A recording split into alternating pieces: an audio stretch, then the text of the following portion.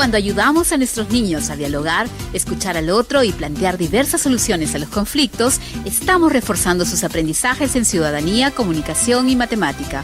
Cambiemos la educación, cambiemos todos.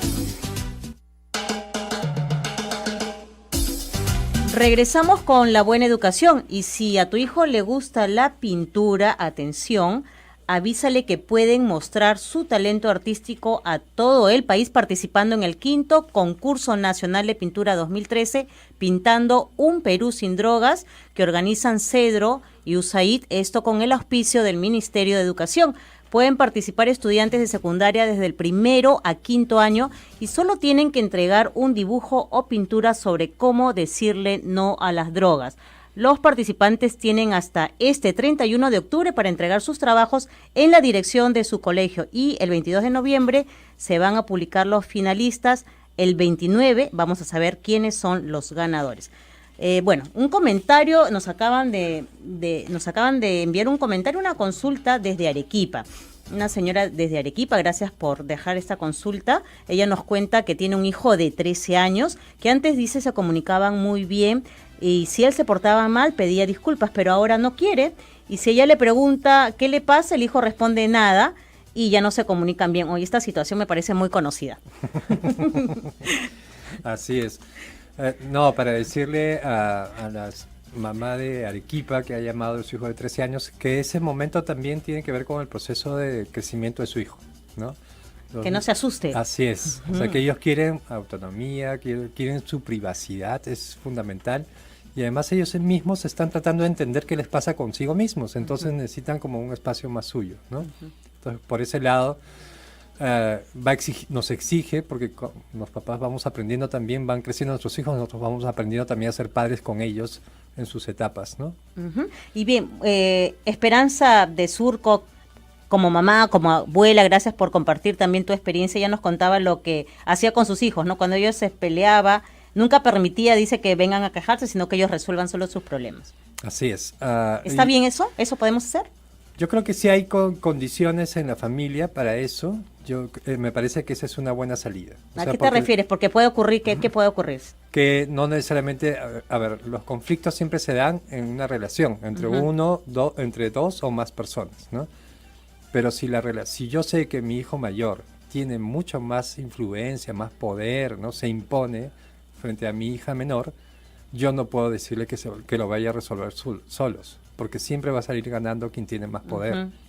Ahí es donde yo tengo que lograr mediar o lograr que ella tenga esté más empoderada, que tenga mejores condiciones para poder negociar con su hermano. Pero si Esperanza sabía que sus hijos no había ese problema y lo podían resolver solos, le salió, parece, muy bien, ¿no? Y le ha servido muchísimo.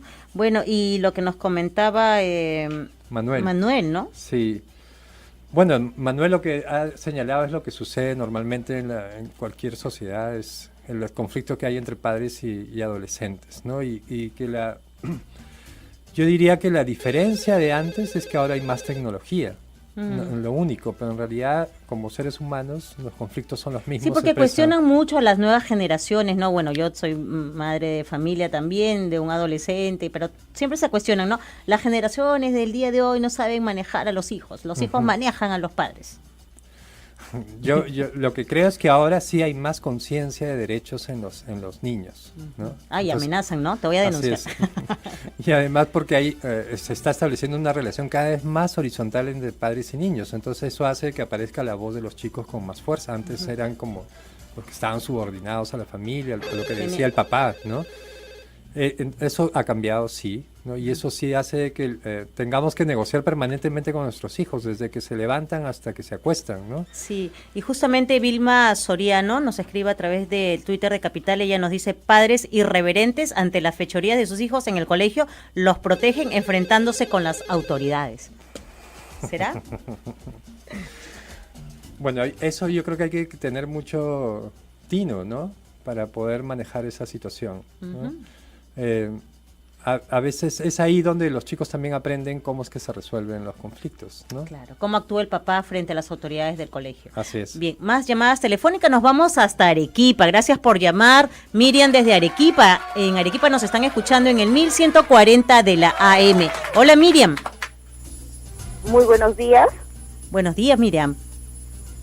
¿Cómo les va? Quería, por favor, poner nuevamente énfasis y que prestaran atención a lo que yo vengo pidiendo ya hace mucho tiempo, que siempre los especialistas que puedan orientar a los padres y a los profesores, siempre también teniendo en cuenta que tenemos niños con habilidades diferentes, como por ejemplo con retardo mental. Le pongo un caso específico. Yo tengo un estudiante en primero de secundaria que tiene retardo leve, que siempre está en conflicto porque está de pronto el salón en silencio y de pronto grita, profesora, me quitaron mi lapicero, y hay un montón de niños que están casi alejados de ella porque siempre está armando conflicto. ¿Cómo manejar estas cosas? Por favor, un especialista que también nos oriente en ese sentido. Muchas gracias. Muchas gracias a ti, Miriam, también por la sugerencia. Nos vamos hasta el Callao, estamos con Oscar. Buenos días. Aló, sí, buenos días. Hola, Oscar. ¿Cómo estás? Para participar y explicar un caso práctico de mi casa, ¿no? Bueno, tengo dos niños, un de 12, cumplidos en septiembre, y el menor de 8, de marzo. A mi hijo mayor ya de hace un año le vengo señalando de que ya empieza su etapa de la pubertad, y explicándole cómo es los cambios, explicándole que yo también tengo que cambiar respecto a él, y que tiene que haber más diálogo. Él tiene su forma de ser, le respeto, y ¿qué más pautas podrías darnos a nosotros? Excelente. En un momentito más te damos más pautas. También quería leer lo que nos consulta a través del Facebook Cambiemos la Educación, Ruth Ronceros. Ella nos dice que su hijo concluyó estudios en un colegio militar y una de sus grandes luchas con él fue que entendiera que argumentar es mejor que pelear, pero ella dice cuando se vio internado en un colegio militar y bajo un régimen castrense donde impera la ley del más fuerte, eso es bien complicado. A ver, ¿qué le respondemos a nuestros amigos, Darío? Bueno, lo que acabas de leer que ha compartido Ruth me parece súper interesante, porque fíjense que lo que ella está diciendo es, dependiendo de cómo está el contexto, cómo están organizados, eso va a influir en cómo resolvemos los conflictos, ¿no? Entonces, en una institución castrense, la autoridad y la jerarquía está por encima. Entonces, de esa manera es como se resuelve el conflicto. Pero si es el espacio es más bien, como lo decía Oscar, de un espacio de diálogo, donde tienen posibilidades de compartir con los hijos, aparecen otras formas de resolver el conflicto, ¿no? Y bueno, yo creo que lo que está diciendo Miriam de Arequipa nos añade una complejidad que es importante atender. Yo no soy especialista con niños y adolescentes con habilidades diferentes, pero lo que intuyo es que su diferencia no es que genere más conflicto, sino que le añade una particularidad al aula. Y eso sí, como ella dice, sí supone que el maestro pueda manejar mejor esas situaciones. Porque me preocuparía, ¿por qué lo digo? Me preocuparía que le pongan la etiqueta del conflictivo al niño con habilidades diferentes y no me parece justo. Y no es justo, totalmente justo. Y Oscar nos pedía, ¿no? Más consejos y aprovecho también entonces aquí para hacerte la consulta, justamente desde la casa, nosotros como padres, como madres de familia, ¿cómo podemos ayudar a nuestros hijos a resolver los conflictos? ¿Qué otros consejos nos podrías dar, Darío? Sí, yo diría, hay uno, le voy a poner el nombre de la olla de presión. Pues, todos los que alguna vez hemos usado la olla de presión sabemos que si la abrimos ni bien ha comenzado a hervir, puede explotar, ¿no es cierto? Entonces, para que no explote, hay que esperar que baje la intensidad del calor o usar la válvula. ¿Ya? Eso que tiene que ver con los conflictos. Cuando los adolescentes que están también en una etapa con muchas emociones, esas emociones se vuelven como la olla de presión. Están ahí contenidas y por eso a veces uno le dice algo y reacciona de una manera que no quisiera, etc. Estallan. Así es. Entonces, primero hay que saber, sin necesidad de preguntarles, tratar de entender cómo se siente. Entonces, una de las cosas que ayuda es decirle a uno, ¿te sientes, estás molesto o fastidiado o frustrado? ¿Qué te pasa? Quizás una caricia. y lanzar nosotros la iniciativa, y si eso sirve, él va a sentir como esa válvula de la olla de presión y uno va a sentir que se relajó y ahí de repente va a comenzar a contar qué sucedió. Pero si comenzamos a presionarles con preguntas O confrontarlos, eso va a retraer mucho más o va a estallar en un momento la olla, ¿no? Sí, y creo que como padre de familia también es importante tomar en cuenta que ellos ya cambiaron, ¿no? No están en la etapa de niños que cuando uno les decía algo, quizás lo hacían más rápido, o hasta incluso algunos dicen ya, eran más obedientes. Ahora son adolescentes y van cambiando, ¿no? Necesitan su espacio, su propia independencia, autonomía.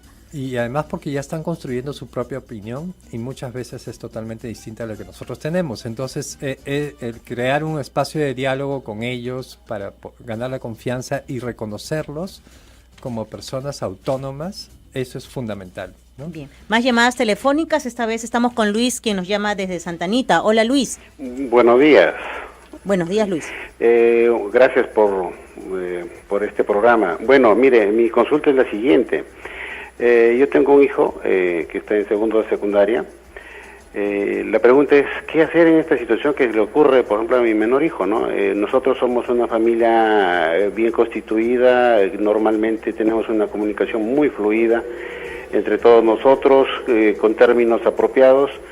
Mi hijo estudió en la primaria en un colegio también, no diría genial, pero sí que se mantenía una disciplina, una conducta adecuada. Sin embargo, en secundaria lo pusieron en el Colegio San Lorenzo, que queda en Mayorazgo, y lamentablemente los chicos, su única forma de comunicación es a través de la grosería, de los insultos permanentes mutuamente. Entonces mi hijo muchas veces viene a casa diciendo, no sé qué hacer, papá, yo no puedo mantener ese tipo de diálogo, no puedo mantener ese tipo de comunicación. Y lamentablemente existe indiferencia, o creo que se le escapa de las manos a los profesores este tipo de situación. Yo pregunto, ¿qué hacer en este tipo de situaciones? Gracias, Luis. Te respondemos en un momento porque también quiero comentar lo que nos están escribiendo a través del Facebook. Daina Guillén, ella nos cuenta que tiene sobrinas que están a puertas de terminar el colegio, pero parece que ya han ingresado a las universidades y ahora se les ha dado por no estudiar porque según ellas quieren descansar y les viene el mal humor y seguramente eso está generando conflictos en la casa también. Ajá. Bueno, eso es un conflicto en la familia, ¿no? El que haya una expectativa por un lado de las mamás, de los papás sobre los estudios y las necesidades de los propios chicos, ¿no? ¿Qué hacer en este caso? Yo creo que primero hay que relajarse, no hacerlo más grande de lo que es, porque si no, o sea, en el sentido de que digamos, tienen también necesidades que hay que entender. O sea, ¿por qué es que todavía no quieren estudiar? Quizás haya miedo, quizás realmente haya necesidad de descansar. Entonces, cuando entendamos eso, entonces va a surgir la solución sin ningún problema. Y en el caso de Luis, ¿no? Esta situación que nos contaba de su hijo, de las groserías e insultos, ¿no? Sí, yo lo que creo que esto ya nos lleva al otro espacio donde sí tenemos que ver cómo tomar decisiones, que es la escuela. O sea, Luis nos decía que su ambiente familiar es muy bueno, el tipo de diálogo, pero en la escuela suceden otras cosas que no coinciden con lo de la familia. Entonces ahí, ¿cuál es la responsabilidad de la escuela y del colegio? Es fundamental, ¿no? Bien, nosotros nos tenemos que ir a un corte comercial, pero primero tenemos un enlace con Iván Palomino, nos tiene más información porque comienza ya las celebraciones de la Semana de la Democracia en las escuelas. Iván, buenos días. Hola Liz, ¿qué tal? ¿Sabías que convivir, participar y deliberar para ejercer una ciudadanía democrática e intercultural es uno de los aprendizajes fundamentales que nuestros estudiantes deben lograr en la escuela y que se refuerza con la celebración justamente de la Semana de la Democracia en los colegios? Durante los meses de octubre y noviembre, todos los colegios a nivel nacional realizan actividades de tutoría, formación ciudadana e historia. Estas actividades que se realizan se dividen en 3 grandes momentos. Un primer momento se analiza la convivencia en el aula y en la escuela, es decir, cómo se relacionan los estudiantes entre sí y con sus docentes. Segundo momento, los estudiantes participan en asambleas de aula en las que se dialogan sobre asuntos que ayudan a mejorar la buena convivencia en la escuela o qué puede perjudicar esta buena convivencia. Luego, buscan soluciones para los conflictos y plantean qué hacer para mejorar los espacios de convivencia en el aula. Y tercero, todos los chicos elaboran una propuesta para mejorar la convivencia en su institución educativa. Los acuerdos de cada aula se llevan a una mesa de diálogo en la que se incluyen los aportes de todos. Finalmente, estos acuerdos y aportes se presentan en el FestiConvive. El FestiConvive es un evento en el que los estudiantes entregan al director sus propuestas y trabajos para mejorar la convivencia y solucionar los conflictos. Esta actividad representa una oportunidad para que todos y todas las estudiantes se comprometan con la solución a problemas de interés público, es decir, mejorar la relación con sus amigos, compañeros de clase, comunidad o familia. Bien, muchas gracias entonces a Iván Palomino por compartir esta información. Nosotros nos vamos a una pausa comercial y regresamos con más aquí en La Buena Educación. La Buena Educación, Ministerio de Educación.